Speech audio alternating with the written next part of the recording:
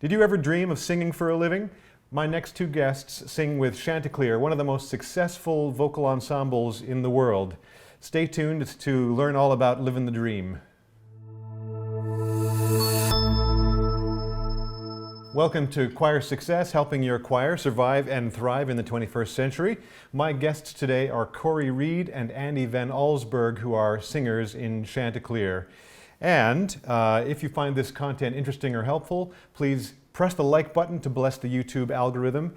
We create one video every week, and if you want to be notified, then subscribe and click on the bell icon. Kory and Andy, welcome to the channel. Tom, it's so great to see you. Yeah. Thanks for agreeing to be on. I know the people who watch the channel mostly are kind of choir leaders, but I think also just general choir enthusiasts as well. And I know they'll be excited to hear from you guys because they may have seen you singing live on stage. Who knows? Yeah, we get around. We try to. Yeah, no doubt. Kory, can you tell us a little bit about who are you and how long have you been in Chanticleer and what's your voice part and stuff like that? Yeah, so I'm Kory, and this is my 11th season singing countertenor. But with countertenor, we can talk about countertenors later. But we sing SATB rep, as you know, in the choral world, soprano, alto, tenor, bass, as well as TTBB rep. So I have to find somewhere to go when we sing TTBB rep, and that's usually like a baritone or a second tenor line. Wow.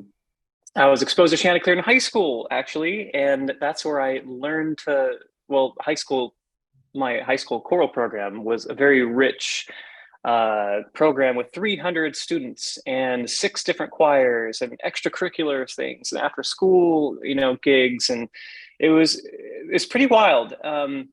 It became my life, and it still is my life. But we went to a youth choral festival that Chanticleer was hosting in the Bay Area because I grew up in Napa, California. This was in San Francisco.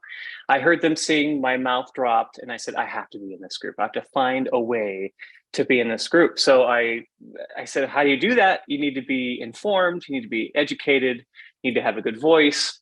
So I went to school and studied music education. And then I was looking for a job around the 2008, 2009 sort of crash. Right, as many people were, if I recall. Pink slipping, a lot of those teachers, humanities, arts, music teachers. And so I said, well, let's go back to school and get some more debt, right? And I came out of there and I threw an audition tape out for Chanticleer and knew coming to the live auditions in San Francisco, there was not a spot open. But they said, come anyway, because you never know what's going to happen in the middle of a season. And sure enough, somebody left right around that middle of the season. And they called me and said, hey, that was 11 years ago. Did you have the person killed? I mean, be honest with us. No, I wasn't that smart back then. Oh, but now you're smart. Yeah, okay. Now I'm smart. Okay, good. And Andy, what's your story? How'd you get into the group? Well, I learned about Chanticleer, same as Kory, back in high school. I didn't see them until I got into college, but it was back in high school. It was one of the many tracks that our high school choir director made for us on a mix CD. If your members remember what those are. Oh yes, of course. Mixtapes, mix CDs. That was my first exposure to Chanticleer, but I didn't realize I wanted to sing professionally at that point in time. So I actually got into college music ed. I started as a percussionist because I realized how much I loved to sing late in the game.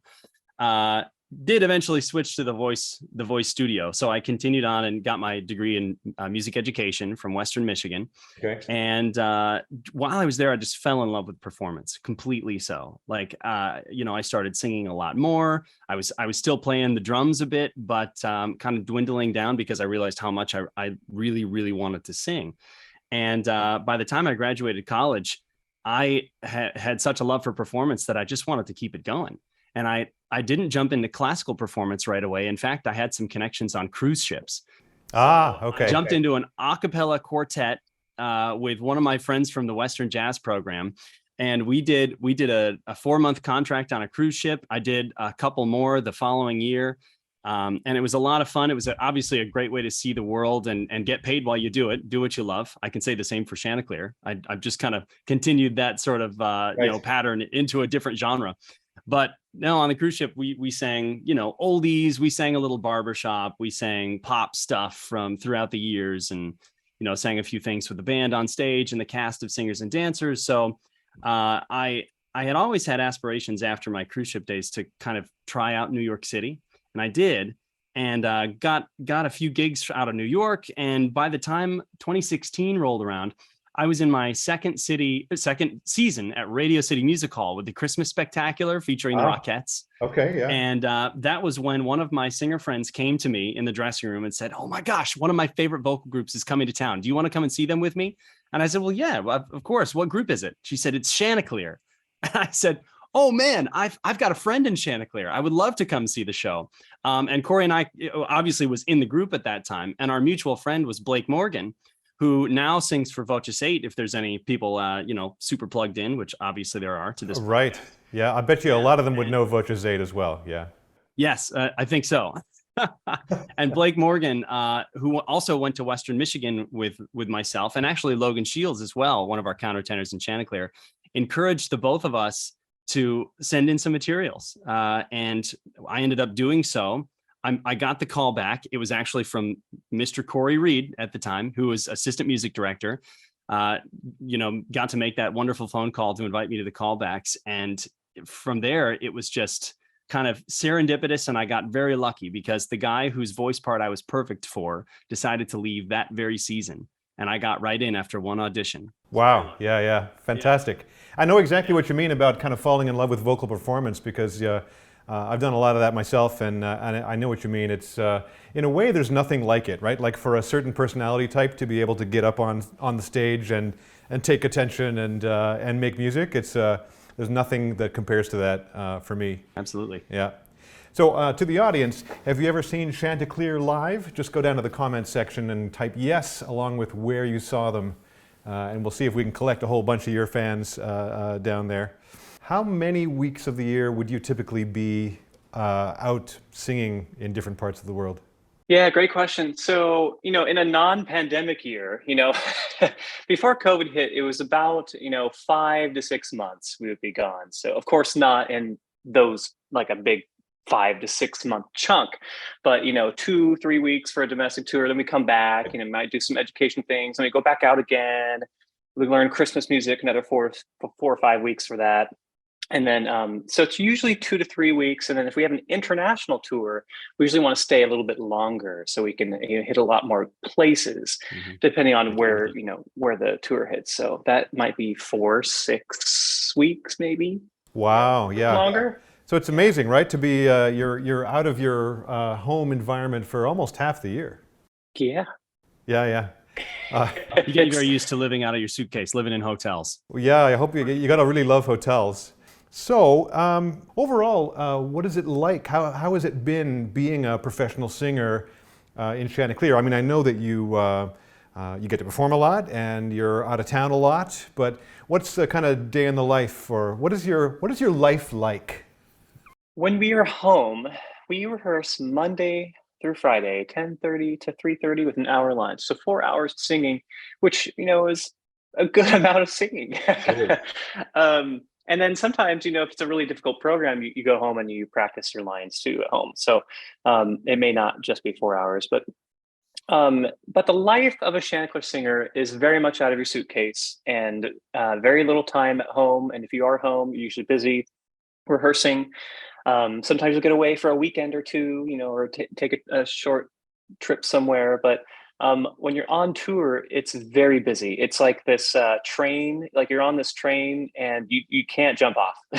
There's a flight, there's a rental car, there's so many logistics. And thankfully, if you're just a singer, all of that is taken care of for you. Yes, right. We have a director of operations, Brian Hinman, and he basically tells us what to do. And we get a detailed itinerary. You don't even have to think. You just have to show up, It's one of those things. I mean, that's obviously not true. But when we have a warm-up before a show, typically it's 60 to 90 minutes before, they let people into the venue. We'll run through anything that went awry the previous night or something that, we just want to work on that to get a little bit better, a little bit tighter.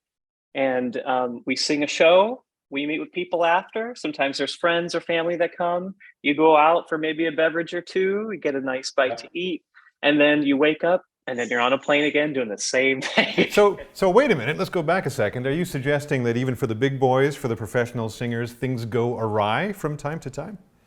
Oh yeah, we're human, so I mean, and there's 12 people, right? So 12 different ideas, 12 different voices, 12 different experiences on interpretation, tuning, rhythmic integrity, right? So we're all very opinionated people, very passionate people.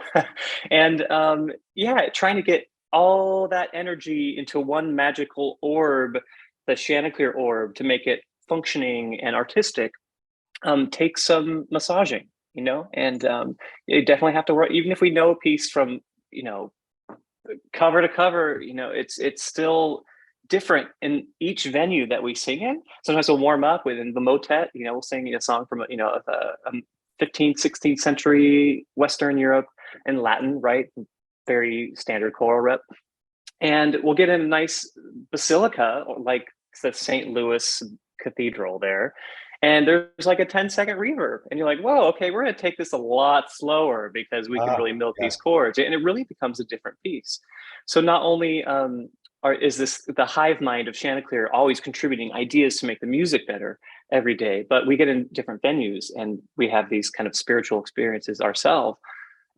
And it's quite remarkable. Yeah, no doubt. I remember very distinctly thinking it was interesting when I was watching a workshop being put on by the Real group, and now we're going back 15 or 20 years, and somebody in the audience, it was a whole bunch of school kids, and they asked the question, do you guys ever make mistakes?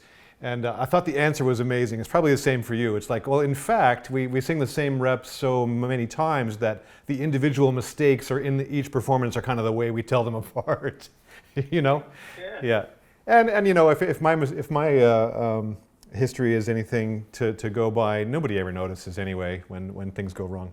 It's so true. Unless you have, unless you're in the audience, Tom. Well, clearly I would know. I would know. Yeah. And I'd Very come up intricate. Yeah. Well, that didn't go well. So a lot of the people who watch the channel are interested in the business of running choirs and choruses and stuff, and I think they'd love to hear from you about, at a real high level, how does the business of Chanticleer work? Obviously, you've got revenue, you've got expenses, you've got operations. How do you make connect the dots at the end of the day so that it continues to function and kind of make money for somebody?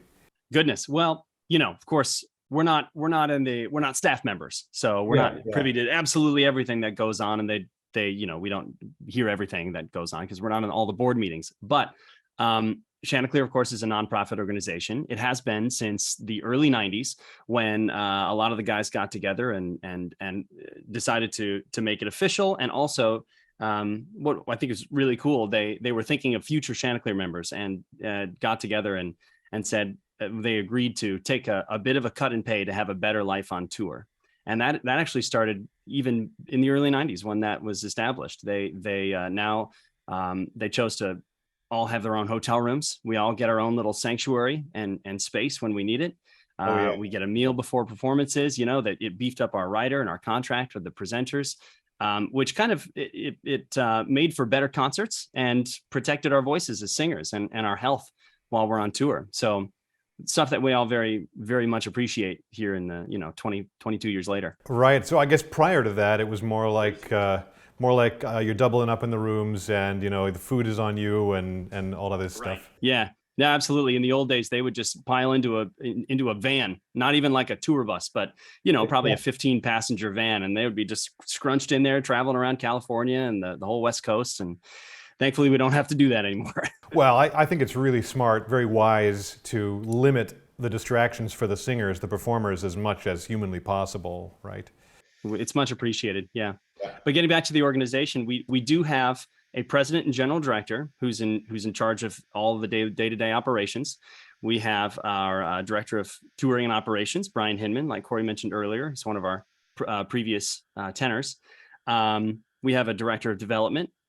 We have a financial guy, our financial officer, and then we have our music director, Tim Keeler. and they comprise the staff of the nonprofit. And we have a board of directors, of course, which oversees everything. So it's very well established at this point. Yeah. So I do want to say. Oh, go on. Yeah, I do want to say for those listening, I mean, we've been around for 45 years. So like, I mean, it's hard to start a group. I mean, if you think about it, the choral people, if you want good ones, you want professional ones, you got to pay them, right? It takes a lot of money, a lot of kind of seed funding, I guess, to get this started. And we've had that sort of phase in that chapter of organizational history, decades ago. So, Louis Botto, our founder, started, with a dining room table with friends singing, and then they had some local Bay Area shows, got some notoriety from the audience there. Of course, where you set up camp too for this organization or any choral organization is very important too, because, the money around it, like Bay Area, we have Silicon Valley, we have oil, gas money, there's wine money, there's, there's a lot of resources that we can lean on. And so it took a while. I mean, from 78 when they were founded to, like Andy said, I think it was 1990 when they became 12 full-time ensemble members. So, I mean, that's a good amount of time to try to figure things out. So it's a daunting task to, especially if you have any entrepreneurial spirits and you love singing and you want to start a group. You need some serious capital to do that. And if you're thinking about flying people around, as you know, Tom, doing a long distance, anything with it requires a lot of money and logistics, and you got to pay people and food. And so we're very, very blessed to be part of an organization that, when we joined, had already figured all that out many decades ago. So, and Cantus, the other full-time choral group in America, but they sing TTBB rep. They don't play any countertenors. They also went through this too. They're also, I think right, Andy, they're the only other group in the country that pays their singers a full-time salary, benefits, and, per diem and all that good stuff. Gotcha. Yeah, I was thinking there couldn't be too many groups with that particular business model. So there's 2 in America. I think Voces 8 was already mentioned. Are there others that you're aware of that are like that in the world? Yeah, I'm not sure. Like the 16, the Oxford Camerata, I think and Santa Fe Desert Chorale here, and Conspirare, I don't want to speak, everybody's listening. They're like, oh, that's not right.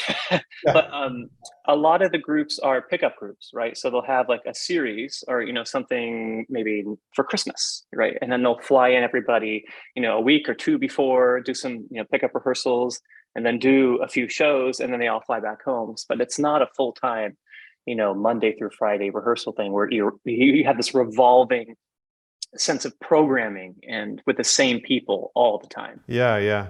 And it makes me wonder too, like, how do you guys think about the other groups who are similar to yours? Is there like a rivalry? Do you find yourself competing for different kinds of shows? Or it's not really your problem in a way because you're the singers, but I'd love to hear your opinion about, if you met with those guys, we just hang out, probably sing some tags or something. No, it's full West Side Story. The snaps keep going. It's intense, Tom. It's intense. Yeah, that's right. No, totally kidding, of course. No, we have not had the delight of collaborating yet with Voces 8, but we're great friends with all of those guys. I mean, of course, Kory and I have the in with Blake as our kind of friend from before, but they're all absolutely wonderful people. We're just counting the days until that wonderful concert can happen where we can collaborate. But we've been lucky enough to collaborate twice now with Cantus, and of course, the first one only happened because back in, what was it? It was early 2016, Kory, or maybe 15, where you all got together in a bar and we're like, well, what song can we sing? I don't know. How about the Beeble? We both know that. So sang the Beeble.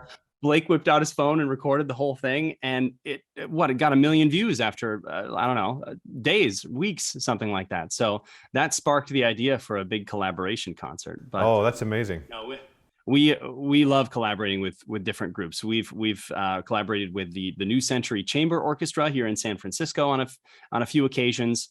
So it's always a treat for us a cappella guys to sing with instrumentalists every once in a while. That's a great pleasure. But we welcome any opportunity to collaborate with other groups for sure. Yeah, I wouldn't say it's a rivalry. It's more like appreciation and sometimes like jealousy. Mhm. Like we're like, oh wow, like both just ate. They came out with that. It was some Whitaker piece, probably last year or the year before, and I listened to it like I don't know 20 times, and I was like, this is amazing. Like, why am I not in this? Right, yeah. So you get moments where you have, you want the grass is greener, you're like, oh, I want to do that, I want to do that, I want to be part of that, so Yeah, yeah. but whenever we hang out, it's always just drinks, fun, reminiscing about tour stories or funny things that happen during concerts, or shit shows that happen, or like big drama moments. It's all colleague love.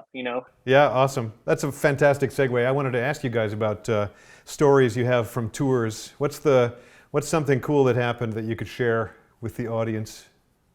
Well, speaking of Cantus, I'll start with one in that that first collaboration that I referenced earlier with Cantus happened on my second month on the job, and I was. Well, none of us, to a degree, were really prepared for the size of that concert and how much it would actually mean.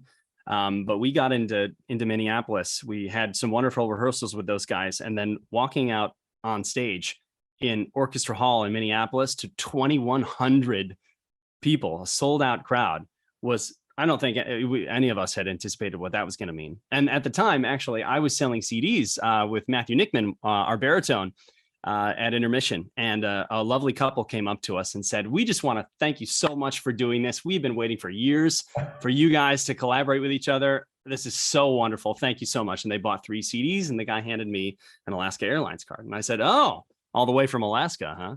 And he goes, yeah. Wow. Wait, really? Are you serious? And he said, yeah, we wouldn't miss this for the world. And that was amazing. That spoke volumes. It's not just us. It's not just our hometown audience and the little choral world, the bubble that we live in that knows about us. I mean, there are other wonderful people across the world that are big fans of choral music, and to have that sort of experience happen in my second month of the job, it just kind of showed like what a special thing that I get to do. Yeah. No, I mean, I think the world has definitely gotten a lot smaller in the last 20 years, right? With the internet, and I mean, you probably have fans in countries that you don't even know if you could spell. Probably very true. What about you, Kory? What's your favorite memory? I have so many, but I'm trying to think of like the best ones. We had a previous countertenor named Alan Reinhardt. This was before me, so this is a hearsay sort of story. Ah, okay, legend. Occasionally, if you're not really put together, I mean, he was very put together, but like, we have brain farts and things that we don't always think about. And he forgot his tux. And so we perform white tie and tails, right? So you can't really like make anything up. Like if you're not wearing that, everybody else looks like a penguin. You're not the penguin, right? Yeah. So we were at, I think the story is that they were at some church, and he realized he didn't have his tux, and so he opened up, I think, one of the robe closets and put on one of those clerical robes, like those black ones with the little like white square thing, and fooled apparently a lot of the audience, and nobody knew except for like the first 10 pews. So that was pretty funny. Also, the same guy, when I was in the group, we were doing a Christmas show in New York, and he had some cocktail or something the night before with like an egg white or an egg yolk or something, and he swears like that's what made him sick. But he didn't start feeling sick until like the middle of this Christmas program when everybody's on stage. Oh, no. And so I can see it. He's starting to sweat. He's turning pale, and he's looking at me, kind of murmuring like, I need to go. I need to go. And I'm like, what? The audience is applauding. We're like moving to a new formation. He's like, I gotta go. And he just, he leaves, right? So he's gone. There's 11 of us there. And Adam Ward, another alto, we just looked at each other. And the cool thing about Chanticleer, with all professional musicians, like we were able to, in the moment, sort of sight read things to make sure that his notes in the chords were covered. Very good. So it was like this it was like exciting because the pressure of like, oh my gosh, this is live performance, but like, oh, we just missed somebody and now we have to cover their part. So Adam was singing his part and I was singing Adam's part. It's this sort of domino effect, and it was exhilarating and thrilling.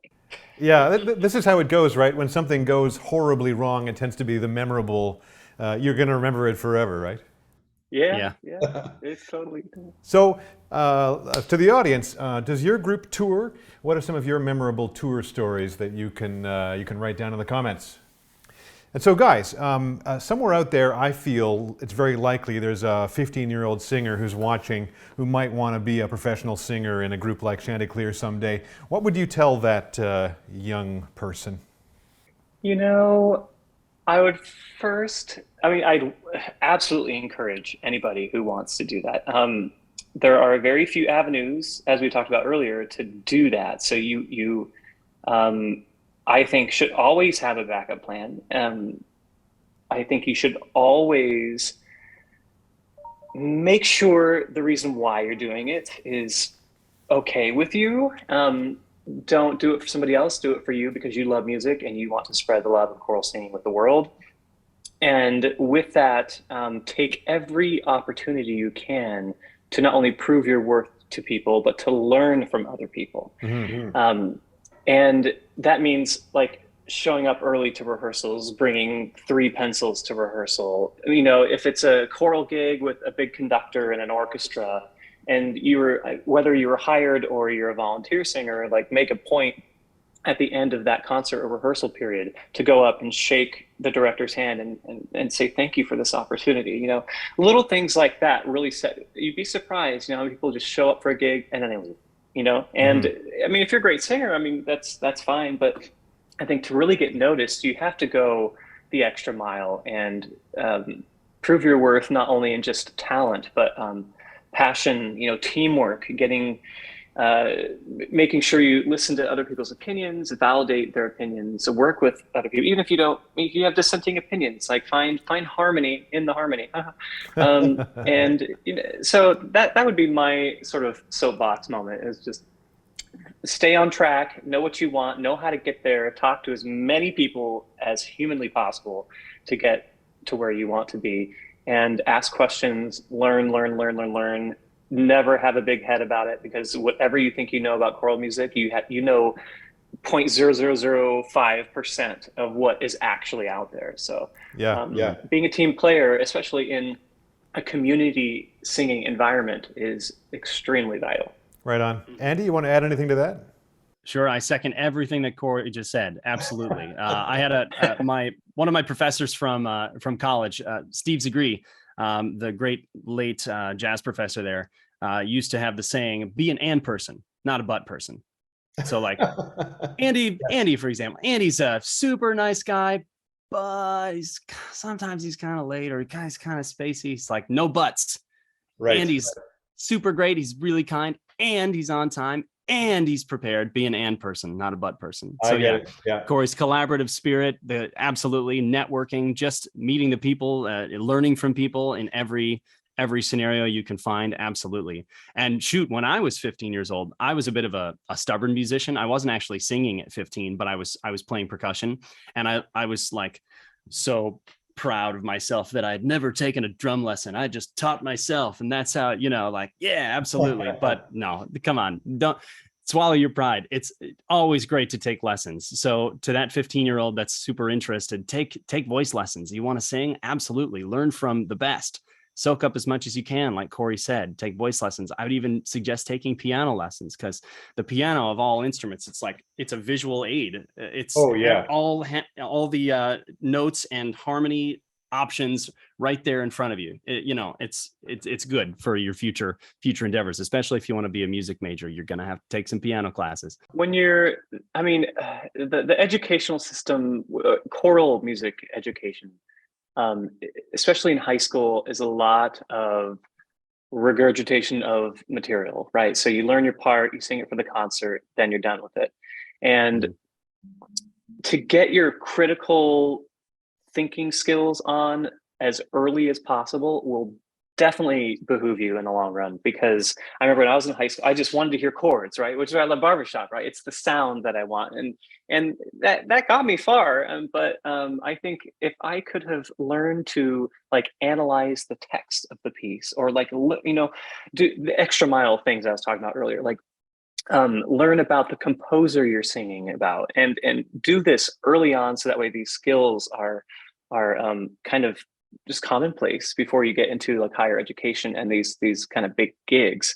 Because yeah, a lot of them will just hire you, you sing and you leave. But what's going to stand out to conductors and, you know, especially your other colleagues as you start doing maybe smaller chamber music type singing environments is your ability to contribute to the rehearsal process. And if you have, you know, a set of opinions about how something should go and you deliver it in a very professional kind way, that's really going to set you apart. And I mean, 15 is kind of young to do that, but if you can slowly do that as you enter college and not just be like, oh, well, this is my part, but know what the other parts are doing, you know, like, you know, maybe sing through every part, like become the conductor, like have those sort of leadership opportunities instilled in before you kind of get crazy in the career.